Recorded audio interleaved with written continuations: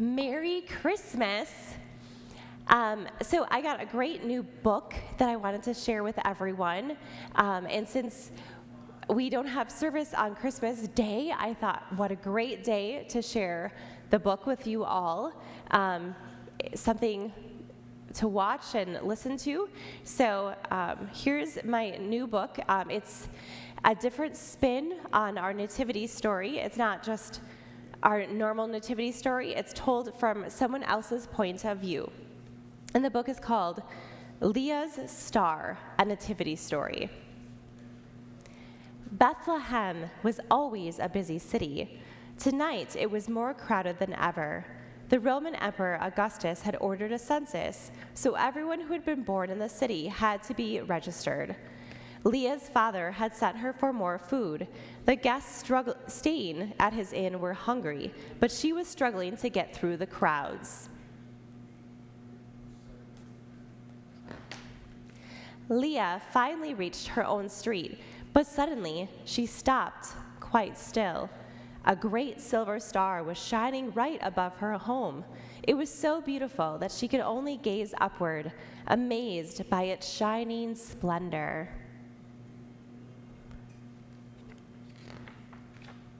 Leah didn't see the donkey until she felt a sharp kick on her knee.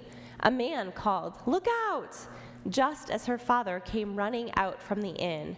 "What took you so long?" he asked. "Pick everything up, then come and help. I'm rushed off my feet." Leah wiped her tears away on her sleeve. Her knee and her feelings hurt. A strong pair of arms lifted her back onto her feet. The man was leading a woman sitting on the donkey. She was young and very pregnant. As Leah picked up the vegetables, she heard the woman say, "Joseph, the baby is coming. What are we going to do?" Leah looked over to her father, who nodded in understanding. "There's no room in my inn," he said, "but I've got a stable. It's not much, but it's warm and dry and quiet." Leah's father told her to show the couple to the stable, and as Leah took the donkey's reins, she heard him call across the street to Susanna to come and help.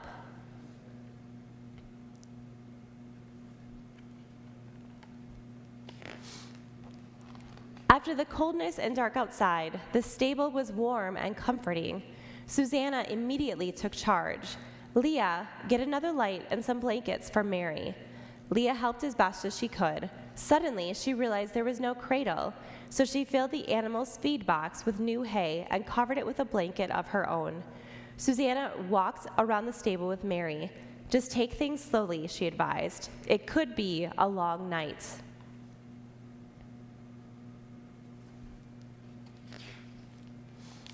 Leah found a corner and lay down. She realized she could still see the star. It glowed brightly, as though it were watching over the stable. As she lay in the warm, sweet-smelling hay, her thoughts began to drift. With Susanna's help, Mary would soon be a mother. She wondered if her own mother ever watched over her from somewhere high above. Leah didn't wake until she heard a cry. The baby was here. Leah crept slowly out of her dark corner. Mary was cradling her newborn son with such love and tenderness that Leah suddenly felt shy. Then Susanna caught sight of her and laughed. "What happened to my little helper? Come and see the new baby. His name is Jesus." Leah could only gaze in wonder. The baby was so tiny and perfect, snuggled in his mother's arms, that she wanted to cry.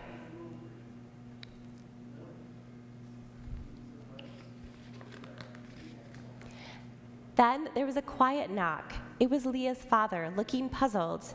"There are some shepherds outside, and they want to see the baby." Slowly, the shepherds crowded in. Their faces mirrored the long, hard seasons spent in the open, but their eyes shone with a fierce joy. The oldest one spoke in a trembling voice. "We saw bright angels in the night sky. They told us about the baby, that he was the Christ, the king we have been waiting for." Leah stared at the shepherd in disbelief. Jesus is a king? Then why wasn't he born in a palace?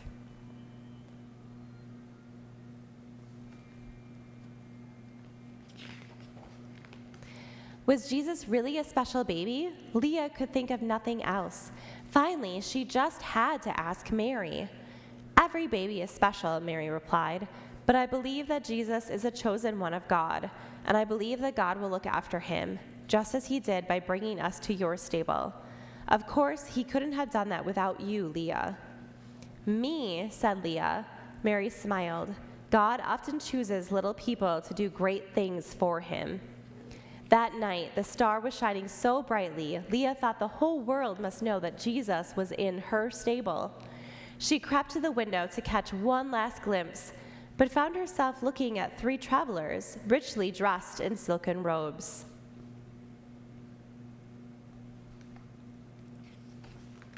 Leah ran to open the inn door. One of the travelers bent down to her, and she could smell the perfume of the oils that scented his skin. The sound of his voice made her think of faraway places. We are scholars. We have followed the star for many days, but it shines above a stable. Tell us we have not journeyed in vain. Is the Christ child within? Yes, whispered Leah. He's here. The travelers entered the stable, and when they saw the baby and his mother, they fell to their knees. They brought out gold, frankincense, and myrrh, gifts fit for a king. But you have followed the star, thought Leah. Who else will be coming?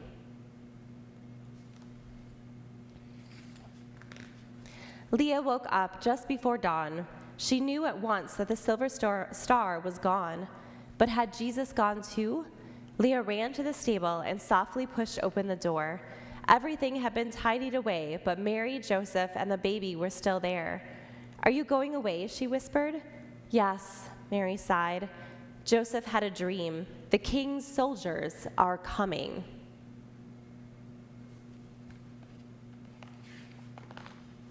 Mary turned to Leah with a sad, gentle smile and asked her to hold the baby while she got ready. Leah knew this was goodbye. She sat quietly and treasured everything about the baby, his silky hair, his soft, dark skin, his watchful eyes.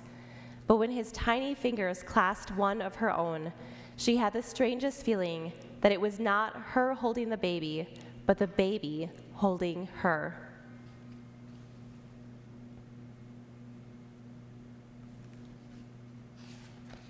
And that's the end of our story of Leah's star. I hope you all have a Merry Christmas and a Happy New Year, and I'll see you in 2022. Have a great day.